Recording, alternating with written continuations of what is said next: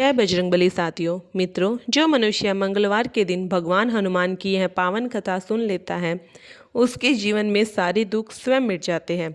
मंगलवार का दिन संकट मोचन श्री हनुमान जी को समर्पित है। वे देवता जिन्हें हर शुभ कार्य से पहले स्मरण किया जाता है और जिनका नाम लेते ही सारे विघ्न और बाधाएं कोसों दूर भाग जाते हैं। कहते हैं जो व्यक्ति मंगलवार की सुबह उठते ही हनुमान जी की कथा सुनता है उसका जीवन स्वयं प्रभु के आशीर्वाद से भर जाता है। उसके जीवन में सारे पाप दुख और भय ऐसे मिट जाते हैं जैसे सूरज की पहली किरण गहरे अंधकार को चीरकर प्रकाश फैला देती है। प्रिय, यह केवल एक कथा नहीं है, यह एक जीवंत अनुभव है, एक आस्था है और एक ऐसा भाव है जो मनुष्य के जीवन को भीतर से शुद्ध कर देता है। क्योंकि बजरंगबली केवल सुनने के लिए नहीं है, उन्हें हृदय की गहराइयों में महसूस करने के लिए है। वह हमारे हृदय के भीतर बसे हैं। हमारी बुद्धि, हमारा विवेक, हमारा साहस और हमारे संस्कार सब उन्हीं की असीम कृपा है। चलते हैं। कहते हैं जब कोई व्यक्ति सच्चे मन से मंगलवार के दिन हनुमान जी की पावन कथा सुनता है तो उसके घर की सारी नकारात्मक और बुरी शक्तियाँ समाप्त हो जाती है। घर में सुख समृद्धि सौभाग्य और शांति का वास होता है। व्यापार में उन्नति होती है। परिवार में आपसी प्रेम और विश्वास बढ़ता है और चंचल मन में एक अद्भुत स्थिरता आती है। इसलिए यह दिन केवल पूजा पाठ का नहीं है बल्कि आत्म शुद्धि का दिन है। जब हम अपने भीतर बैठे हनुमान जी के अंश को जगाते हैं तो दुख का साया हमें छू भी नहीं पाता। तो अब इस पावन मंगल में सुबह अपनी चंचल मन को शांत कीजिए, अपनी सांसों की गति को धीमा कीजिए और अपने अंतर मन से उस दिव्य स्वर को सुनिए जो कहता है ओम हनुमते नमः।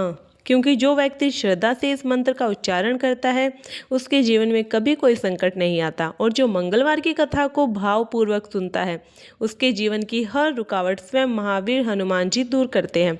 तो आइए अपने भीतर की सोई हुई श्रद्धा को जागृत कीजिए, दोनों हाथ जोड़िए और प्रेम से हृदय से पुकारिए जय श्री हनुमान संकट मोचन कृपा निधान। आज की यह कथा आपको इस दिव्यता से जोड़ेगी जहाँ हर संकट केवल प्रभु के नाम मात्र से शांत हो जाता है। यह कथा केवल आपके कानों तक नहीं बल्कि आपकी आत्मा के द्वार तक पहुंचेगी। तो आइए अत्यंत श्रद्धा और अटूट विश्वास से सुनिए मंगलवार की यह अद्भुत और दिव्य कथा जिसे सुनने मात्र से जीवन के सारे पाप और क्लेश स्वयं मिट जाते हैं। परंतु प्रिय श्रोता, कथा के प्रभाव में आगे बढ़ने से पहले मैं आपको एक अत्यंत महत्वपूर्ण बात बता देती हूँ जिसका उल्लेख हमारे प्राचीन धर्म ग्रंथों और गरुड़ पुराणों में स्वयं किया गया है। कोई भी कथा, विशेषकर प्रभु की लीलाओं से जुड़ी कथा, यदि बीच में छोड़ दी जाए तो यह केवल अधूरी जानकारी नहीं रह जाती है बल्कि वह अनजाने में किए गए पाप का कारण बन सकती है। जब हम किसी दिव्य प्रसंग को अधूरा छोड़कर उठ जाते हैं तो हमारा मन उस अधूरे सत्य को लेकर भ्रमित और विचलित हो जाता है और यही अधूरा ज्ञान आगे चलकर हमें गलत मार्ग की ओर ले जा सकता है। इसलिए मेरा आपसे विनम्र निवेदन है कि आज इस मंगलमय हनुमान कथा को अंत तक अवश्य सुने। यह केवल एक कहानी नहीं है बल्कि जीवन का वह गढ़ा हुआ ज्ञान है जो आपके हृदय में बैठे हर भय, हर शोक और हर बाधा को जड़ से मिटा देगा। यह कथा आपको बताएगी कैसे स्वयं पवन पुत्र हनुमान अपने सच्चे और दीन भक्तों के जीवन से बड़े से बड़ा संकट हर लेते हैं और उनके कांटों भरे मार्ग को भी मंगलमय बना देते हैं। हो सकता है इस कथा का कोई एक छोटा सा प्रसंग, कोई एक करुणा शब्द ही आपके जीवन में दिशा और दशा बदल दे। हो सकता है हनुमान जी की किसी लीला में छिपी कोई घटना आपके भीतर वह परम शांति और धैर्य जगा दे जिसकी खोज में आपको बरसों से भटक रहे हैं। इसलिए इसे केवल सुनिए मत बल्कि हृदय से आत्मसात कीजिए और अंत तक जुड़े रहिए। और यदि आप एक सच्चे सनातनी हैं तो यह आपका परम कर्तव्य है कि प्रभु की इस अपार महिमा को केवल अपने तक सीमित ना रखें बल्कि इसे अधिक से अधिक लोगों तक पहुंचाइए। क्योंकि जब एक भक्त भगवान की कथा सुनता है तो वह पुण्य अर्जित करता है, लेकिन जब वही भक्त उस दिव्य अमृत को दूसरों के साथ साझा करता है तो वह प्रभु की दृष्टि में विशेष स्थान पाता है और 2 गुना पुण्य प्राप्त करता है। इसलिए प्रिय श्रोता, इस वीडियो को लाइक करें, अपने मित्रों और प्रियजनों के साथ साझा करें ताकि बजरंगबली की कृपा। कार दोस्तों, आप सभी का एक बार फिर से स्वागत है हमारे चैनल भक्ति ज्ञान में। दोस्तों, आज हम मंगलवार की व्रत कथा सुनेंगे। प्राचीन समय में एक कुंडलपुर नाम का नगर था, जहां आनंद का नाम एक ब्राह्मण अपनी पत्नी सुनंदा के साथ रहता था। ब्राह्मण दंपति धन धान्य से संपन्न थे, लेकिन उनके वंश को आगे चलाने के लिए उनकी कोई संतान नहीं थी। इस वजह से ब्राह्मण हनुमान जी की पूजा अर्चना के लिए जंगल की ओर प्रस्थान कर गया और वहीं ब्राह्मण की पत्नी ने घर पर ही बजरंगबली की पूजा अर्चना करना शुरू कर दिया। ब्राह्मण की पत्नी प्रत्येक मंगलवार को व्रत रखती और शाम को भोग बनाकर हनुमान जी को अर्पित करती थी और फिर स्वयं ग्रहण करती थी। एक दिन मंगलवार को कोई और व्रत पड़ गया, जिसकी वजह से वह हनुमान जी का व्रत नहीं रख पाई और इसी वजह से उसे भोजन भी नहीं बनाया और हनुमान जी को भोग भी नहीं लगाया और स्वयं भी भोजन ग्रहण नहीं किया। वह अपने मन में यह प्रण लेकर सो गई कि अगले मंगलवार को वह हनुमान जी को भोग लगाकर ही अन्न ग्रहण करेगी। ब्राह्मण की पत्नी 6 दिनों तक भूखी प्यासी पड़ी रही।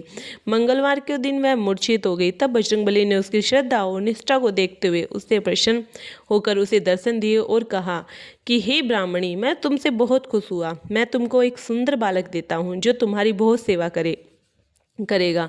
सुंदर बालक देखकर हनुमान जी अंतर्धान हो गए। सुंदर बालक को पाकर ब्राह्मण बहुत खुश हुए और उसने अपने बालक का नाम मंगल रखा। कुछ वक्त बाद जब ब्राह्मण वंश से लौट कर आया तो अपने घर में अपनी पत्नी को एक सुंदर पार्टनर के साथ देखा तो उसकी अपनी पत्नी से पूछा कि यह बालक कौन है। पति ने कहा कि मंगलवार को व्रत करने से हनुमान जी ने प्रसन्न होकर मुझे यह बालक दिया। पत्नी की बात सुनकर ब्राह्मण संतुष्ट नहीं हुआ और उसने सोचा कि यह उल्टा अपने कर्म को छुपाने के लिए बहाना बना रही है। तेरा ब्राह्मण कुएं में से पानी भरने जा रहा था। उसकी पत्नी ने कहा कि मंगल को भी अपने साथ ले जाओ। ब्राह्मण बालक को अपने के साथ ले गया, लेकिन जब वापस लौटा तो बालक उसके साथ नहीं था, क्योंकि पानी भरने के बाद मंगल को ना चाहे यश मानते हुए ब्राह्मण ने उसे कुएं में डाल दिया था। जब ब्राह्मण की पत्नी ने मंगल के बारे में पूछा तो ब्राह्मण के कुछ बोलने से पहले ही पीछे से मंगल मुस्कुराता हुआ घर आ गया। उसको देखकर ब्राह्मण आश्चर्यचकित हो गया। उस रात बजरंगबली ने ब्राह्मण को स्वप्न में दर्शन दिए और कहा कि यह बालक मेरा बाल रूप है और तेरी पत्नी की भक्ति से प्रसन्न होकर मैंने इसे वरदान दिया।